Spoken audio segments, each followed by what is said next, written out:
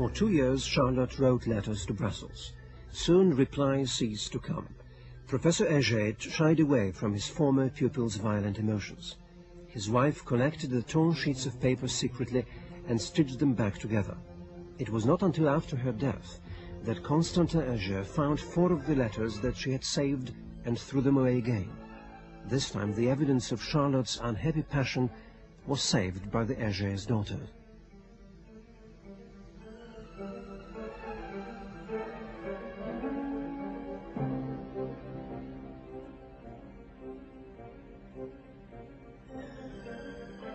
Monsieur, the 6 months of silence have elapsed. I will tell you candidly that during this time of waiting I have tried to forget you, for the memory of a person one believes one is never to see again, and whom one nevertheless greatly respects, torments the mind exceedingly, and when one has suffered this kind of anxiety for 1 or 2 years, one is ready to do anything to regain peace of mind. I have done everything. I have sought occupations. I have absolutely forbidden myself the pleasure of speaking about you, even to Emily. But I have not been able to overcome either my regrets or my impatience, and this is truly humiliating. Not to know how to get the mastery over one's own thoughts, to be the slave of a regret, a memory, the slave of a dominant and fixed idea which has become a tyrant over one's mind.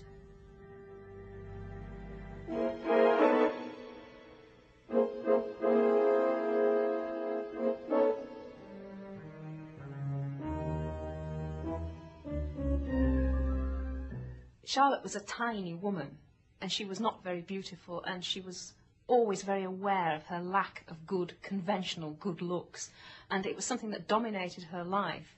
And when people read Jane Eyre and knew her, they immediately identified her with that character in the novel as being this tiny, plain woman.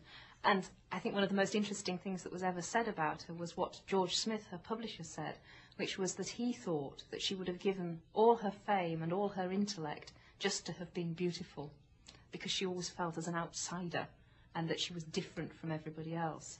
She had a tremendous intellect as well. People said, particularly, for instance, Thackeray said, that she had a mind like a man, that she had had a classical education, which was unusual in a woman at the time. And you can see that in her writing, her attempts to include French essays in her novels, to sort of show off her French knowledge and her understanding. She had this desperate need to be accepted always, on a personal level, as a physical person, but also on the intellectual level. She wanted admiration for what she was, and it's that need, I think, that dominates her life and her writings.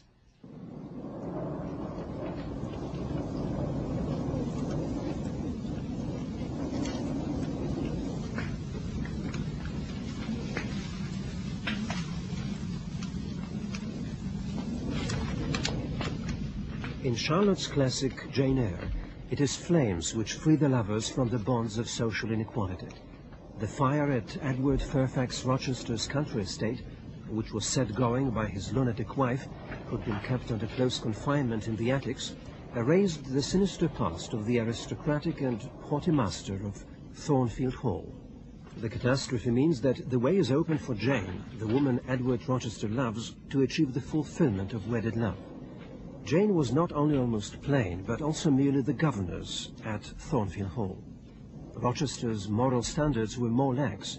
Earlier on, he had tried to go through a bigamous marriage ceremony with the young woman who had not the slightest idea that he had a wife still living.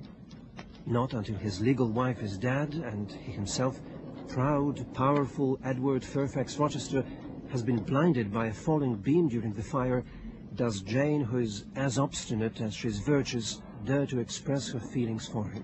Cinderella hastens to rescue her injured prince. But the lovers can only be reunited with the help of mystic signs.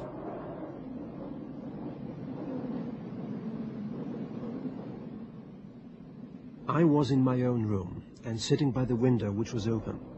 It soothed me to feel the balmy night air, though I could see no stars, and only by a vague, luminous haze knew the presence of a moon. I longed for thee, Janet. Oh, I longed for thee, both with soul and flesh.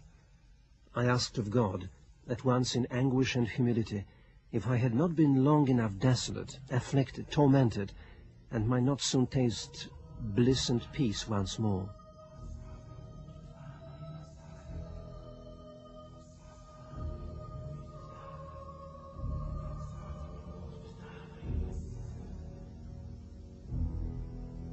I merited all I endured. I acknowledged that I could scarcely endure more. I pleaded, and the alpha and omega of my heart's wishes broke involuntarily from my lips in the words, Jane, Jane, Jane.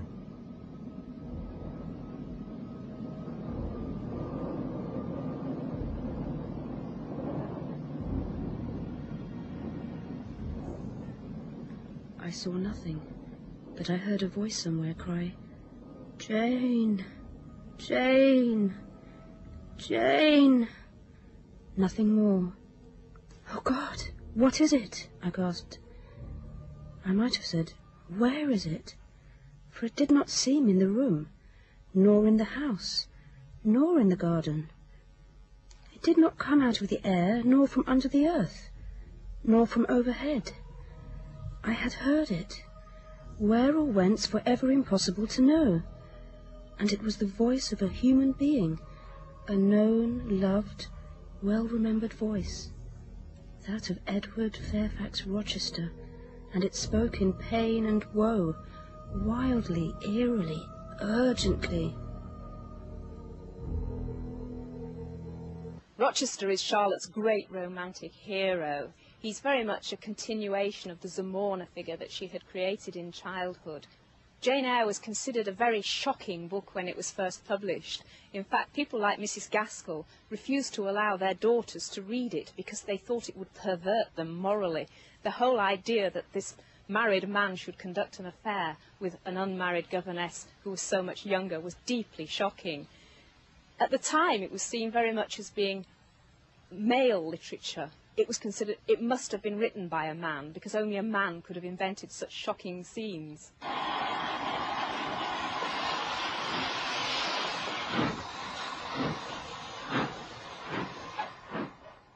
A year after the publication of Jane Eyre, Charlotte went to London again, into the Great Babylon, as she called it.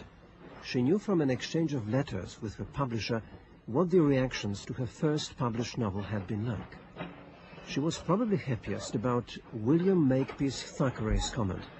It is a fine book, the style very generous and upright, so to speak. Some of the love passages made me cry, wrote the celebrated author of Vanity Fair. Mary Ann Evans, who later published under the name of George Eliot, had one small objection. The book is really interesting. I only wish that the characters wouldn't speak like the heroes and heroines from police reports.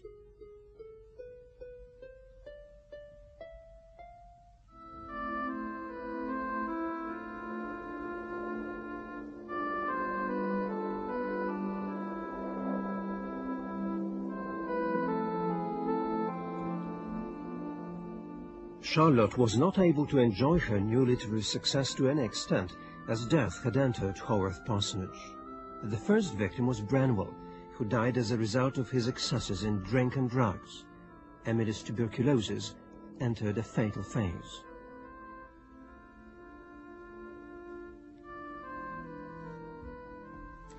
In fact, Emily never went out of doors after the Sunday succeeding Branwell's death. She made no complaint. She would not endure questioning.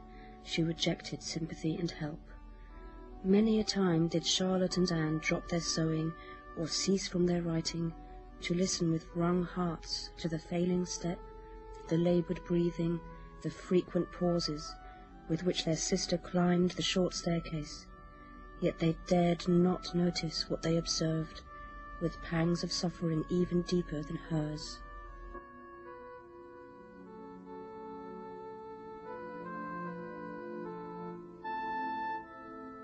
Emily refused all help and did not try to resist the disease.